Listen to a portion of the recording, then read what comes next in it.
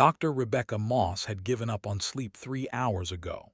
The observatory in New Zealand sat quiet except for the hum of cooling systems, and she nursed her fourth cup of tea while reviewing stellar drift calculations. Nothing exciting, just the slow dance of stars doing what they had done for billions of years. Then they stopped. Rebecca blinked at her monitor, certain the display had malfunctioned. She tapped the screen, ran a diagnostic, then walked outside into the cold night air. The sky above her was wrong. Not cloudy, not hazy, just empty. Where thousands of stars should have sparkled, there was only black. The moon remained, reflecting sunlight as always, but beyond the solar system, nothing existed. Her hands shook as she pulled out her phone and called the lead astronomer in Chile. He answered on the first ring. "You see it too." His voice carried the edge of panic. "Every star gone." "Not gone, blocked. Something is surrounding our entire solar system." Within 6 hours, every government on Earth knew the truth. An energy barrier, perfectly spherical, enclosed everything out to the edge of the Kuiper belt. Radio signals bounced back. Laser communications reflected. 3 probe ships that approached the barrier simply vanished, their transponders cutting to silence the moment they touched the invisible wall. The message arrived 12 hours after the barrier appeared. It came through every communication device simultaneously, translated into every human language. The Galactic Assembly has voted. Humanity poses an unacceptable risk to civilized space.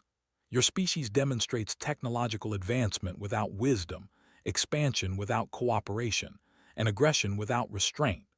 Earth and its solar system are hereby quarantined. You will remain isolated until such time as you demonstrate the capacity for peaceful coexistence. All human colonies beyond this barrier have 48 hours to return home or accept permanent separation. This decision is final. General Patricia Okonkwo stood in the Emergency Command Center beneath Geneva, watching representatives from every nation argue, shout, and demand action. She had spent 30 years in military service, rising through ranks during the colony establishment period, and she had never seen humanity so unified in fear. "Silence," her voice cut through the chaos. The room fell quiet. "Arguing changes nothing. We have been cut off from 17 colony worlds and 6 mining stations. Those people have 2 days to get home. That is our priority." A diplomat from the European Union raised his hand. "General, our fastest ships need 3 weeks to reach the nearest colony. How can we possibly evacuate everyone in 48 hours? "We cannot, but we can save who we can save." Patricia turned to the display showing their scattered settlements across nearby star systems. "Send the order. Everyone boards the closest ship heading toward Earth. Leave everything else." The evacuation became a desperate race. Ships designed to carry 50 passengers crammed in 200. Cargo vessels dumped supplies into space to make room for people. Children cried. Families split apart based on who stood closest to which airlock. Some colonists refused to leave their homes, choosing to stay in territories that would be cut off forever. Dr. Yuki Tanaka barely noticed the crisis unfolding above. In her laboratory in Tokyo, quantum sensors had detected something far stranger than an alien barrier. Deep beneath Earth's crust, in multiple locations across the planet, energy signatures were activating. Patterns that should not exist were forming in the quantum foam of spacetime itself. "This makes no sense," she muttered, adjusting her equipment. "These readings suggest technology buried kilometers down, technology that predates human civilization by millions of years." Her assistant, a young graduate student named David Park, looked up from his own console. Could it be natural geological processes? Natural processes do not create perfect geometric patterns synchronized across 6 continents. Natural processes do not respond to external stimuli. Yuki pulled up a global map marked with red dots. "Look, beneath the Sahara, under Antarctica, deep in the Mariana Trench, buried under the Amazon rainforest, all activating simultaneously. Activating in response to what? In response to us being trapped. Yuki zoomed in on one signature. Whatever is down there, it has been dormant for ages. The moment that barrier went up, these systems began waking up. By the end of the 48-hour deadline, 6,342 people made it back to Earth. 11,000 colonists remained stranded, cut off from home with no way back. Messages from beyond the barrier came through for another hour before those two were silenced. Humanity sat alone in its solar system, surrounded by technology it did not understand, facing a galaxy that had declared it too dangerous to exist among the stars. Rebecca stood outside her observatory again that night, staring at the empty sky. No stars, no evidence that anything existed beyond their small bubble of space. She thought about her daughter living on the Europa research station, now completely isolated. She thought about the arrogance of aliens who believed they could judge humanity from a distance. But mostly she thought about what Dr. Tanaka had told her earlier that day. Something old and powerful was waking up beneath their feet, something that had been waiting. In the Mediterranean Sea, fishing crews reported strange lights beneath the waves. The water glowed blue-green, pulsing with rhythms that seemed almost like heartbeats. Military vessels rushed to investigate and found the seafloor opening, massive metal plates sliding apart to reveal chambers that gleamed with their own internal light. Patricia received the report while coordinating the integration of returned colonists. She read it twice, then called Yuki directly. "Your buried technology just opened a door." "I know. I am detecting power spikes across all sites. General, whatever is down there, it has been waiting for this exact situation, waiting for humanity to reach the stars and then be threatened." "Waiting to do what?" Yuki stared at her screens, watching patterns form that looked almost like language, like something trying to communicate. "I think it has been waiting to teach us how to fight back." The sinkhole appeared without warning. A shepherd in southern Algeria watched the ground collapse into a perfectly circular void 300 meters across. When rescue teams arrived, they found no broken earth, no scattered debris. The edges of the hole were smooth as glass, and at the bottom, something metallic reflected the sun. David Park volunteered for the descent team. The linguistics expert had been working with Dr. Tanaka for 3 weeks, analyzing the energy patterns emerging from underground sites.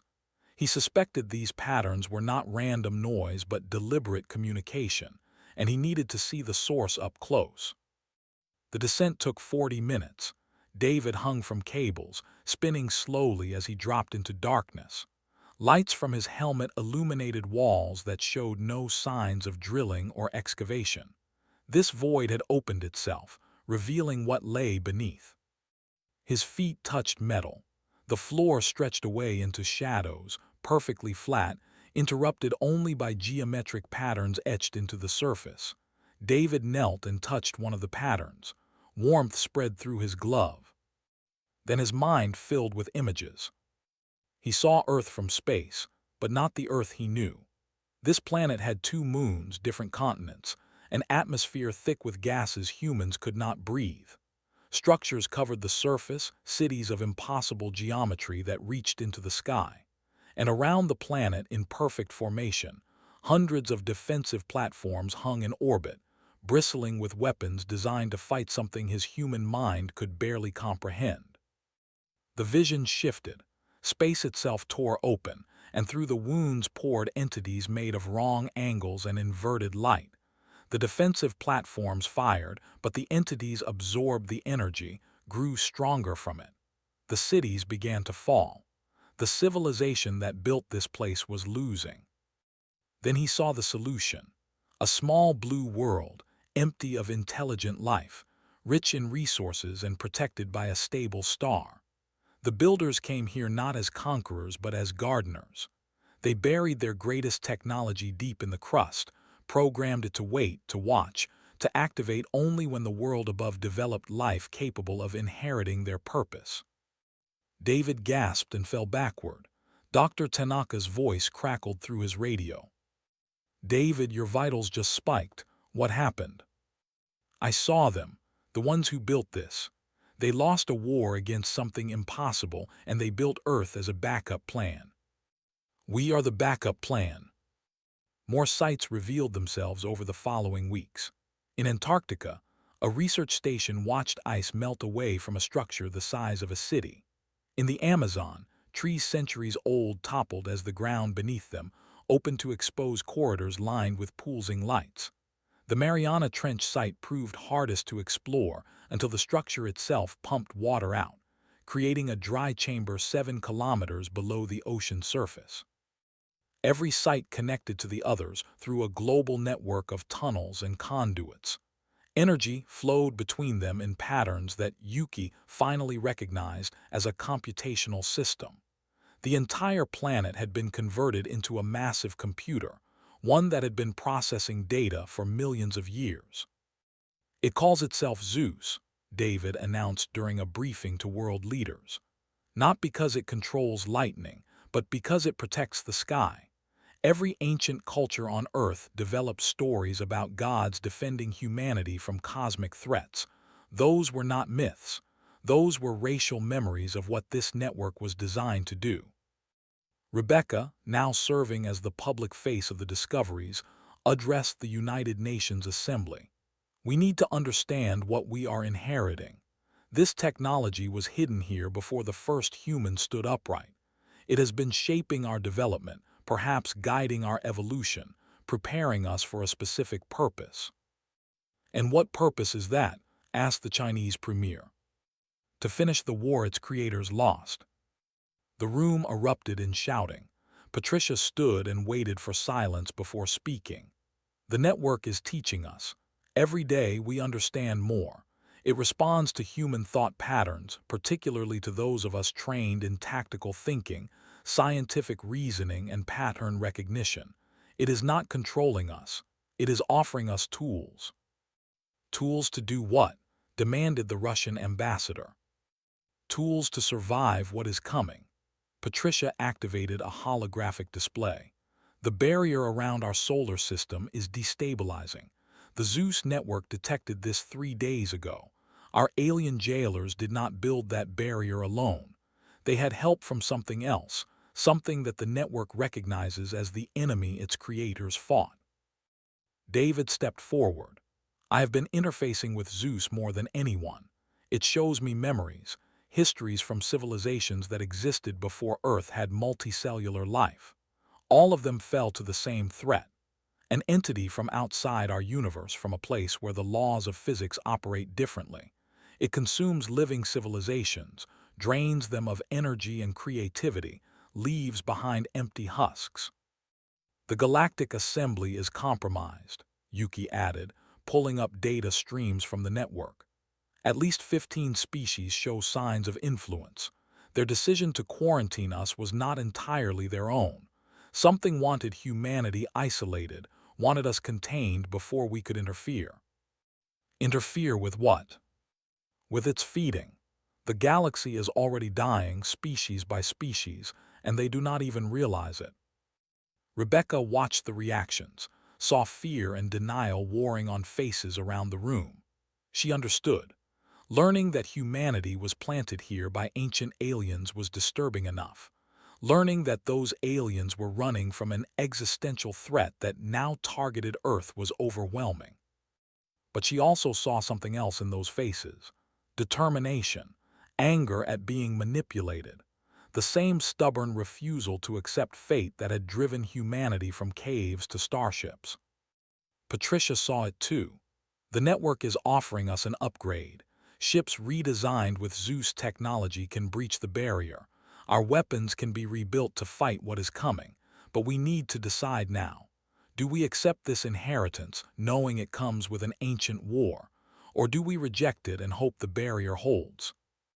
The vote was unanimous.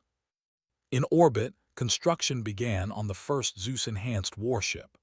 In laboratories worldwide, scientists worked with technology that rewrote physics. And deep beneath the Mediterranean, The heart of the network pulsed with light, preparing humanity for what came next. Aurora colors danced across Earth's atmosphere, visible from pole to pole. Green and blue and purple waves rippled through the sky, beautiful and terrifying in equal measure. The Zeus network had achieved full activation, and the planet itself had become a beacon. David stood in the central chamber beneath the Mediterranean, no longer needing equipment to interface with the system. His consciousness expanded through the network's pathways, touching nodes across the globe, feeling the pulse of technology that had waited epochs for this moment. The network shared everything now, holding nothing back. He learned that Earth's builders had been called the architects. They came from a galaxy cluster destroyed 3 billion years ago, fleeing an enemy they called the Hollow. The name fit. The entity consumed civilizations from the inside, hollowing out their ability to create, to grow, to feel genuine emotion. It left behind species that functioned but no longer lived. The architects fought for 10,000 years before accepting defeat. They could not destroy the Hollow, could not even slow it permanently. So they built seed worlds, planets where new life could develop in isolation, protected by networks designed to activate only when specific conditions aligned. Earth was their final seed world, the most sophisticated, the most carefully prepared. "Why humans?" David asked the network, his voice echoing in both physical and digital space. "Why did you choose to develop humanity specifically?" The answer came in images and concepts. The architects studied thousands of evolutionary paths before settling on primates as the base template. They needed a species capable of abstract thought but also emotional complexity. Tool users with strong social bonds. Creatures that could be both gentle and violent, cooperative and competitive, logical and intuitive. Humans were not an accident. They were designed to be the one thing the Hollow could not consume, genuinely unpredictable. Rebecca reviewed David's reports with growing unease. She sat in her office in Geneva, looking at brain scans that showed David's neural patterns had fundamentally changed. He thought faster now, processed information across multiple parallel tracks, saw connections invisible to normal human consciousness. "Are we still human?" she asked Patricia during their daily briefing. The general considered the question. "I interfaced with the Zeus tactical systems yesterday. For 3 hours, I understood battlefield dynamics across 4 dimensions. I saw probability clouds of enemy movements, calculated optimal responses to scenarios that have not happened yet. Then I disconnected, and most of that capability faded." "Most?" "I am faster now, better at reading situations. My reflexes have improved beyond what training could achieve." Patricia met Rebecca's eyes. "The network enhances us, but only while we engage with it. We can still choose to be purely human." "But will we? When what is coming arrives, can we afford to be just human?" They both knew the answer. In orbit, the first Zeus-enhanced ship completed trials. The vessel looked nothing like previous human designs. Its hull curved in ways that should not fit three-dimensional space, surfaces reflecting light that seemed to come from somewhere else. When the test pilot engaged the drive systems, the ship moved sideways through reality, appearing 300,000 kilometers away without crossing the space between. More alarming were the weapons. The ship carried no missiles, no railguns, no conventional armaments. Instead, it projected fields that unraveled molecular bonds, collapsed quantum states, or simply edited probability to ensure targets stopped existing. Yuki watched the tests from ground control, simultaneously awed and frightened. "We are building weapons the galaxy has never seen. When we emerge from this barrier, they will fear us even more." "Good," Patricia responded. "Fear might keep them from making worse mistakes." The warning came 72 days after the Zeus network fully activated. Long-range sensors, enhanced far beyond human capability, detected the barrier's destabilization accelerating. Something was deliberately sabotaging it from outside, pumping energy into weak points, creating cascading failures. David accessed the network's deep memory and found the pattern familiar. This is how the Hollow operates. It does not attack directly. It corrupts decision-making, makes civilizations destroy themselves. The Galactic Assembly thinks they are protecting the galaxy by eliminating us. They do not realize they are opening a door. How long until the barrier collapses? Rebecca asked. 18 days.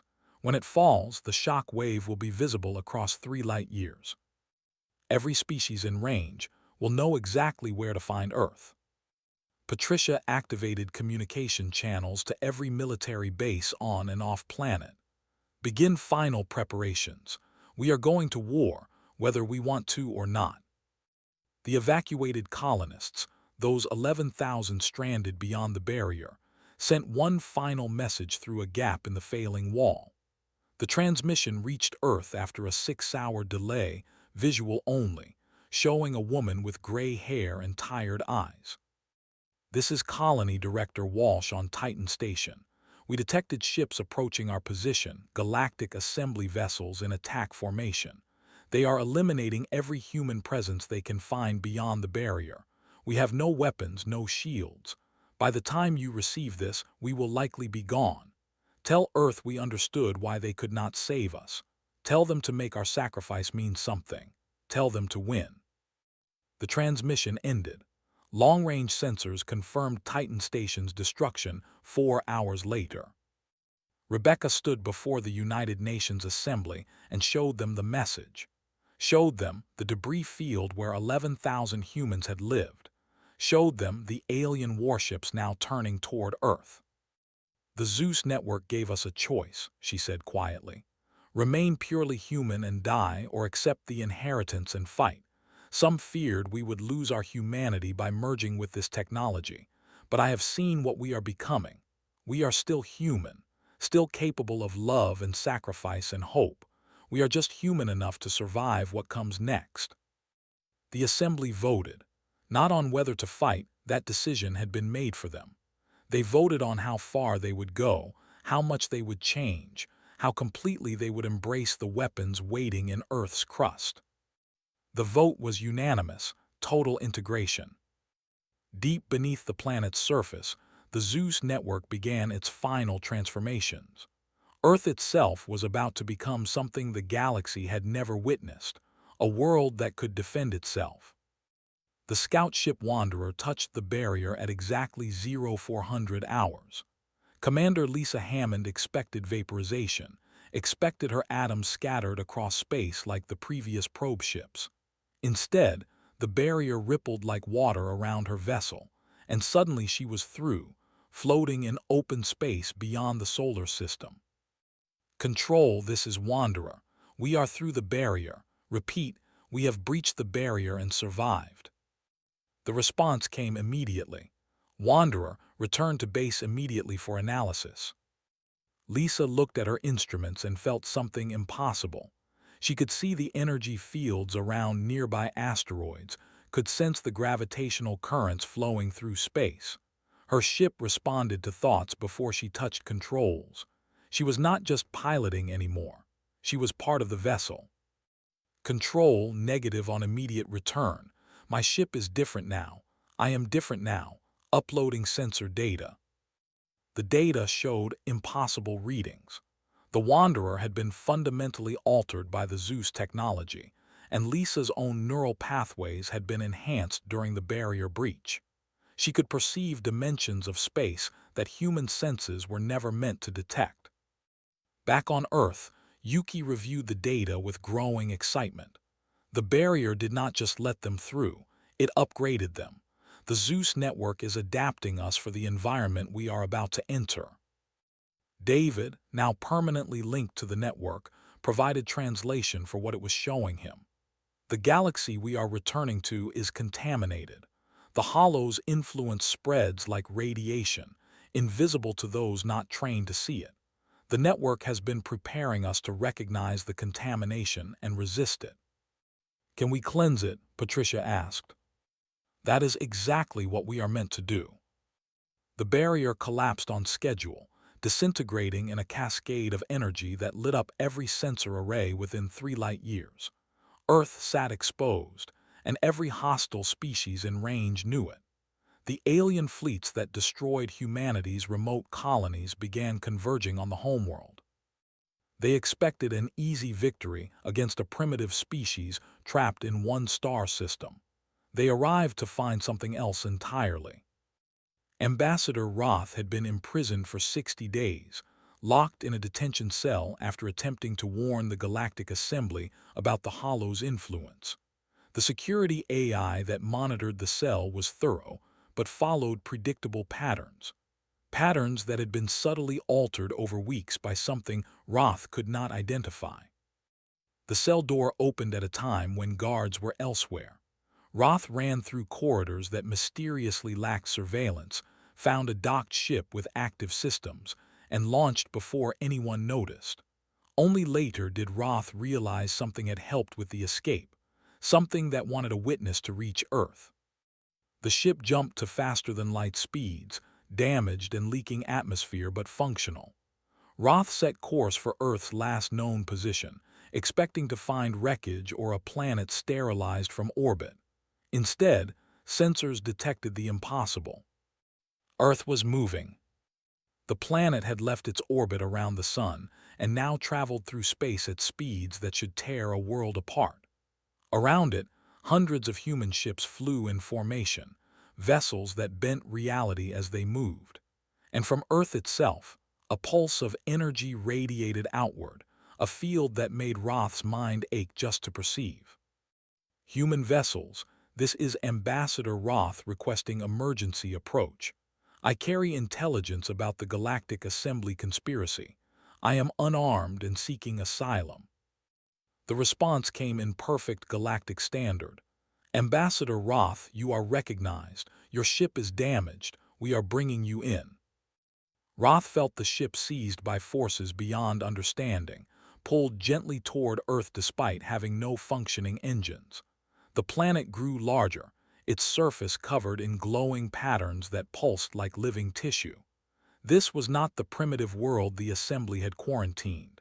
This was something ancient and terrifying made manifest.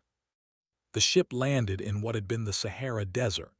Roth emerged to find the sand replaced by metallic structures that rose from underground, creating a city that had not existed months before. Humans walked among the buildings, moving with grace that seemed slightly wrong, thinking in patterns Roth could almost perceive. Rebecca met the ambassador personally. "Welcome to Earth, Ambassador Roth. We have been expecting you." "How? I decided to escape only yesterday." The Zeus network sees probability clouds, possible futures branching from present choices. It calculated a 73% chance you would attempt escape and guided circumstances to help you succeed. We needed a witness, someone to verify what we are about to tell the galaxy. Roth followed Rebecca into a command center where Patricia coordinated fleet movements and David interfaced directly with the planetary network. Screens showed approaching alien vessels, 16 separate fleets totaling over 4,000 warships, the largest military force assembled in this region of space for 10,000 years. "You cannot possibly fight that many ships," Roth said. Patricia smiled without humor. "We are not fighting them, we are saving them."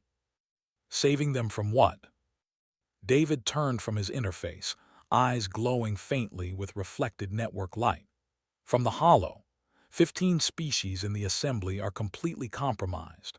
23 more show early signs of infection. The entity that destroyed our creators is using your governments to eliminate the one threat it cannot corrupt." "That is insane. The Assembly species have existed for thousands of years. And they have been dying for hundreds. Innovation declining, art becoming formulaic, cultures stagnating. You thought it was natural evolution toward stability. It was hollowing. The entity consumes creativity first, emotion second, until all that remains are shells that function but no longer live." Rebecca pulled up medical data. "We can prove this, Ambassador. The Zeus network taught us to see the contamination.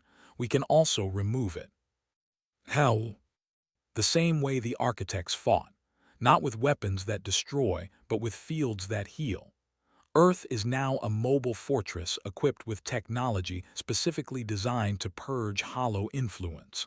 Those fleets coming to destroy us will be cleansed whether they want it or not. Roth stared at the tactical display. You are going to force them to be free. We are going to give them the choice to remember what being alive actually feels like. The first alien fleet entered firing range. Patricia gave the order, and Earth's defensive network activated at a scale never before tested. The battle for humanity's right to exist was about to become something far stranger, a battle to save the very species trying to exterminate them. The alien battleship Zenith's Pride fired first. 300 plasma cannons discharged simultaneously, enough firepower to crack a continent. The bolts crossed 200,000 kilometers in seconds, converging on Earth's northern hemisphere. They never arrived. The Zeus network activated defensive fields that existed in overlapping dimensions. The plasma simply ceased to exist. Energy states unraveled at the quantum level. But the network did not return fire. Instead, it extended analysis beams toward the attacking fleet, scanning each ship, measuring the depth of hollow contamination in every crew member. Aboard the Pride, Captain Vorkith stared at instruments gone haywire. Report, what happened to our weapons strike? Unknown, Captain. Energy readings suggest our plasma was deconstructed at the molecular level. Also, we are being scanned by something. It is penetrating our shields, our hull, scanning biological signatures of the crew. Vorkith felt a pressure in his mind like someone examining his thoughts from the outside. Then clarity struck like lightning. He remembered emotions he had not felt in years: joy, curiosity, wonder. When had he lost these things? When had duty become the only thing that mattered? Around him, crew members grabbed their heads, crying out as suppressed feelings flooded back. The weapons officer wept. The navigator laughed. The security chief fell to his knees, overwhelmed by the return of empathy he had not realized was missing. Captain, the communications officer gasped. I remember now. I remember what we used to be before the counselors came, before the guides arrived to help us achieve peak efficiency. They were not helping, they were draining us. On Earth, David monitored the process through the network. The cleansing is working. Hollow influence in the First Fleet has dropped 70%. They are confused but recovering. Patricia watched tactical displays. 15 more fleets incoming. We need to move faster. We cannot rush this. Cleansing too quickly causes psychological shock. We must be gentle even while they are trying to kill us. Another fleet opened fire, this time with kinetic weapons traveling at relativistic speeds. Earth moved, sliding sideways through a dimension the attackers could not perceive, repositioning itself safely outside the firing solution. The planet's enhanced engines drew power directly from quantum vacuum fluctuations, providing effectively unlimited thrust. Rebecca broadcast to all approaching fleets simultaneously. Attention, all galactic assembly forces. You are under the influence of an extra-dimensional parasite. We are not your enemy. We are attempting to free you from contamination. Please cease hostilities while we complete the cleansing process. The response came from a Caltharian admiral. Human tricks will not save you. The assembly has voted. Earth must be sterilized. Admiral, when did your species last produce original art? When did a Caltharian write music that made people weep? When did your children play games they invented themselves rather than following prescribed developmental protocols? Silence on the channel. Then quietly, that is simply maturation. We evolved past such frivolities. No, you were hollowed out, and we are going to give you back what was stolen. Earth's cleansing field expanded, reaching across millions of kilometers. Ships caught in the field experienced mass psychological episodes as their crews regained emotional capacity. Some vessels went dead in space, crews too overwhelmed to function. Others began retreating, captains suddenly questioning why they were attacking a planet that had never threatened them. But not all fleets pulled back. 3 species showed complete hollow saturation. Their crews did not recover under the cleansing field because there was almost nothing left to recover. They had been hollowed so thoroughly that only shadows of their original selves remained, puppets operating bodies that no longer housed genuine consciousness. These ships pressed the attack with mechanical precision, coordinating maneuvers no living crew could execute. They moved like drones, like extensions of a single hostile intelligence. "That is the hollow itself," David reported, his voice tight. "Not just influence, direct control. Those species are already dead, their bodies animated by the entity." Patricia made a hard decision. Target those vessels only, minimal force. We are looking for the connection, the thread linking them to the hollow's main presence. Human ships engaged, using weapons that disrupted dimensional boundaries.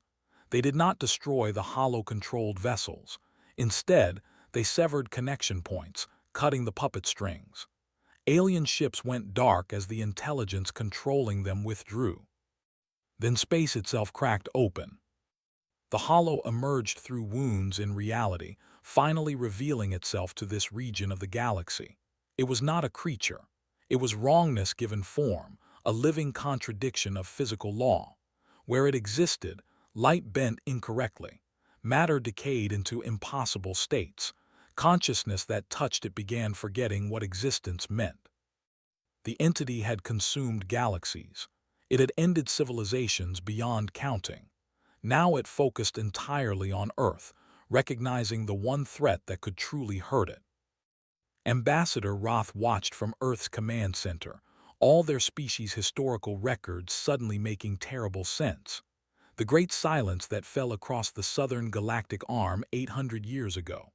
The disappearance of the founders, the oldest known civilization, who vanished without explanation. All of it was the hollow, consuming and moving on. "How do you fight something like that?" Roth whispered. David stood, fully merged with the Zeus network now. His body glowed with energy drawn from Earth's core. "We do not fight it. We remind it what losing feels like." The network activated protocols written by the architects 3 billion years ago. Earth itself became a weapon, projecting fields that reinforced reality rather than breaking it. Where the hollow tried to corrupt physical law, Earth restored it. Where it tried to hollow out consciousness, Earth flooded the space with pure creative potential. The entity recoiled. For the first time in its existence, it encountered resistance that could match its power. "All fleets," Patricia broadcast, "form up on Earth. We are taking this thing back to where it came from, and we are sealing the door forever." The final battle was beginning, not for survival anymore, for revenge, for justice, for every species the Hollow had destroyed. Earth positioned itself at the center of the Hollow's manifestation, a planet-sized anchor point preventing the entity from retreating. Around it, recovered alien fleets took defensive positions, crews still reeling from regained emotions but determined to help. They had been freed. Now they owed humanity a debt. The Hollow lashed out with tendrils of unraveled reality. Wherever they touched, ships simply ceased to exist, not destroyed but erased from the timeline entirely. 3 human vessels vanished. 2 Keltharian cruisers blinked out of existence. The entity was fighting seriously now, using weapons that attacked causality itself. David stood at the heart of the Zeus network's control center. His consciousness expanded across the planetary defense grid. He could feel Earth's fusion core providing power, could sense the network's calculations running across multiple dimensions. The architects had built this system to fight exactly this enemy, had programmed it with 3 billion years of strategic evolution. He activated the first wave of countermeasures. Reality shields projected from Earth's surface, creating bubbles of enforced natural law. Inside these bubbles, the Hollow's attacks failed. Causality remained stable. Consciousness stayed anchored. The shields did not push the entity away. They held it in place, preventing escape. The Hollow recognized the trap and intensified its assault. It began pulling energy directly from nearby stars, draining them to fuel attacks of increasing desperation. Two stars dimmed noticeably as their fusion reactions were suppressed. A third star went nova, destabilized by the entity's feeding. "We are losing star systems," Yuki reported from the science station. "The Hollow is willing to destroy everything if it means breaking free." Rebecca watched readouts showing the tactical situation. "Then we end this now. David, can the network deploy the architect's final protocol?" David hesitated. The final protocol was genocide, a weapon designed to kill not just the Hollow but anything similar to it across multiple dimensions. Once activated, it could never be recalled. "If we use it, we change what humanity is. We become executioners on a cosmic scale." Patricia stepped forward. "We are already changed. The question is whether we let this thing continue consuming civilizations or whether we stop it permanently. I vote we stop it." Ambassador Roth accessed the Galactic Assembly emergency channels. "All species, this is Roth. Humanity is about to deploy a weapon that will destroy the Hollow entity completely. There may be dimensional aftershocks. All vessels retreat to minimum safe distance." The cleansed fleets pulled back, creating a sphere of empty space around Earth and its enemy. Only the Zeus-enhanced human ships remained close, ready to provide support. David made his choice. Activating final protocol, network authorization confirmed, beginning dimensional collapse sequence. The Zeus network reached into the spaces between dimensions, finding the cracks the Hollow used to enter this universe. The architects had learned these pathways during their long war, had mapped every route the entity used to travel between realities. Now Earth sealed them, one by one, cutting off escape routes and forcing the Hollow fully into normal space. The entity screamed, a sound that existed in minds rather than ears. Every conscious being within 10 light-years felt it, a wail of rage and fear and comprehension that its existence was ending. Then Earth struck with humanity's inheritance made manifest. The planet's surface erupted with light as every Zeus installation activated simultaneously. Beams of restructured reality lanced outward, not destroying matter but rewriting the fundamental rules that allowed the Hollow to exist. The entity tried to shift dimensions, tried to slip away into spaces where it could hide and heal. Every pathway it attempted led back to Earth, pulled by forces that transcended normal physics. The Hollow began dissolving, its substance unable to maintain coherence as the rules supporting its existence were systematically eliminated. It fought back, trying to hollow out Earth itself, trying to drain humanity's creativity and emotion to survive. It failed. Humans were the one thing the architects had built specifically to resist. Every person on Earth felt the Hollow's attack, felt it trying to suppress their ability to feel, to dream, to create. And every person pushed back, not with weapons or technology, but with the raw, chaotic, unpredictable nature of human consciousness. They thought of loved ones. They hummed songs. They remembered jokes. They felt anger and hope and fear and love, all the messy emotions that made them alive. The Hollow could not consume that, could not reduce it to predictable patterns, could not hollow out something that refused to be less than completely, stubbornly, irrationally human.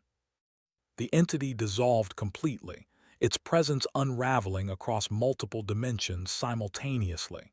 The screaming stopped. The tears in reality sealed. Stars that had been drained began recovering their fusion reactions. Silence fell across the battlefield. Patricia broke it first. All ships stayed as report.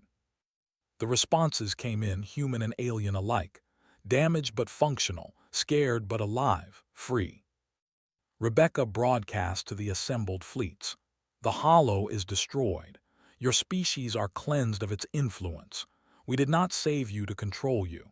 We saved you because we could, because we should, because the architects built us to stand between civilization and cosmic threats, and that is exactly what we will continue to do.